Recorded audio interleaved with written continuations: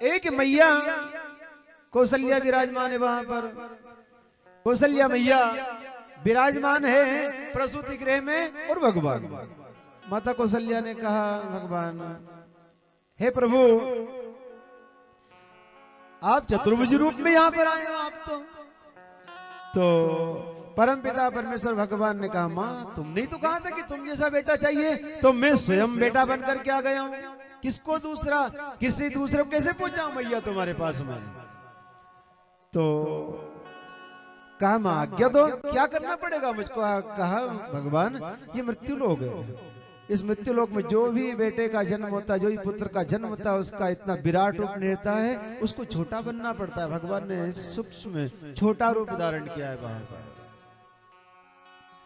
फिर कहा माँ और आज्ञा दो।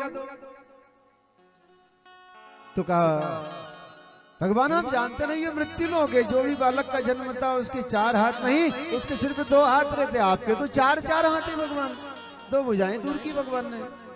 फिर कहा माँ और आज्ञा दो। तो कहा भगवान जो ही बालक का जन्म होता है उसको जन्म लेते ही उसको रोना पड़ता है, रुदन करना पड़ता है। भगवान ने कहा मैया मुझको तो भक्तों का रोना जीवन भर रोना है संसार सागर में आकर के।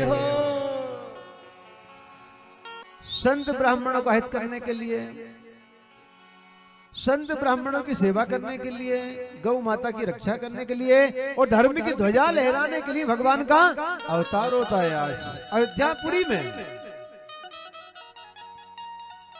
धन्य हो गई है मैया कौशल्या, धन्य हो गई महाराज दशरथ जी। बड़े दिनों के बाद में 4 पुत्रों का जन्म हुआ है।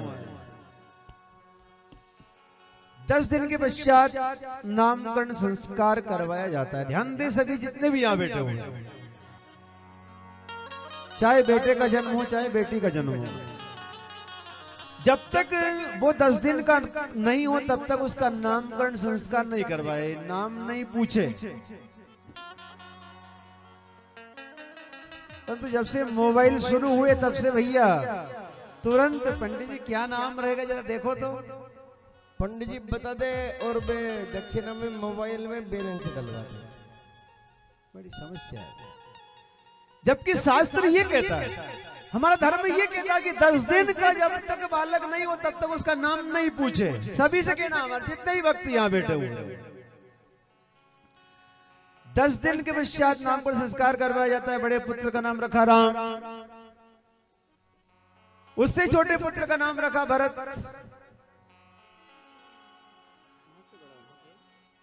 और उससे छोटे पुत्र का नाम रखा शत्रुघ्न। लक्ष्मण जी का सबसे आखिरी में नामकरण संस्कार इसलिए किया जाता है क्योंकि लक्ष्मण जी जो है वो शेष अवतार थे, शेषनाग अवतार थे वो। शेषनाग अवतार लखनलाल थे, सबसे आखिरी में उनका नामकरण संस्कार करवाया जाता है। एक बार क्या होता है, एक बार जननी अनवाए कर श्रृंगार पलना फोड़ाए। एक बार जननी अनवाए कर श्रृंगार पलना फोड़ाए। निज कुल इष्ट देव भगवाना पूजा है तो करई स्नाना, पूजा है तो करही स्नाना। इष्ट देवता कुल के देवी देवताओं पितृ देवताओं के लिए माता कौशल्या रसोई बनाने के लिए रसोई घर में जाती है। भगवान को लिटाया पल्ले में श्रृंगार करके, रसोई घर में पहुंची, वहां भी भगवान को पाया, वापिस दौड़ती दौड़ती आई, पल्ले में भी लेटे हुए भगवान। कभी रसोई घर में जाती तो कभी पल्ले के पास आती, लेकिन भगवान दोनों जगह हैं। आखिरी में पल्ले के पास बैठ गई, चरण पकड़ करके मैया कौशल्या कह रही भगवान जरा आप ये बताओ कि आप हो कौन? भगवान आप कौन हो? भगवान ने जवाब दिया माँ सिर्फ ये मानो कि मैं तुम्हारा बेटा राम हूँ, मुझको जानने की कोशिश मत करो, क्योंकि मुझको इस संसार में कोई भी नहीं जान पाया। आज तक इस संसार में भगवान को कोई जान सका नहीं। एक इंसान की उम्र होती है 50, 60, 70, 80 साल की, 100 साल समझ लो जी, 100। और वो 80 साल की उम्र में इंसान क्या क्या लीला कर ले, इंसान कोई कोई जान सकता है? इंसान की माया का पार नहीं पा सकता है कोई इंसान, तो भगवान की माया का पार कोई पा सकता है? हाँ, पार पाया है, लेकिन कितना? राम नाम रटते रहो जब तक घटी में प्राण, कभी तो दीनानाथ के भनक पड़ेगी कान, भनक पड़ेगी कान। राम नाम जपते रहो, धरे रहो मन धीर, कारज बोई संभालेंगे सीता के पति रघुवीर, सीतापति रघुवीर।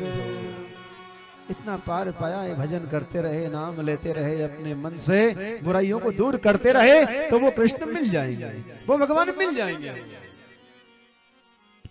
भगवान सहज भाव से मिलते हैं, भगवान सरलता से मिलते हैं, जिनका मन निर्मल होता है भगवान उसी को मिलते हैं। भगवान ऐसे अहंकारी लोगों को नहीं मिलते, भगवान जिनका मन निर्मल होता है उसी को मिलते हैं परमात्मा।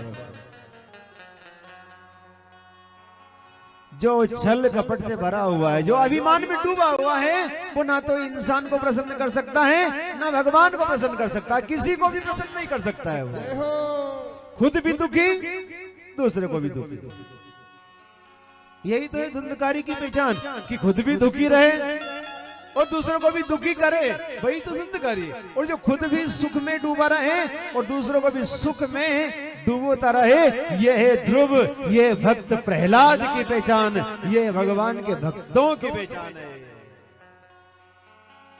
यही है गोकर्ण की पहचान बंधुओं। अब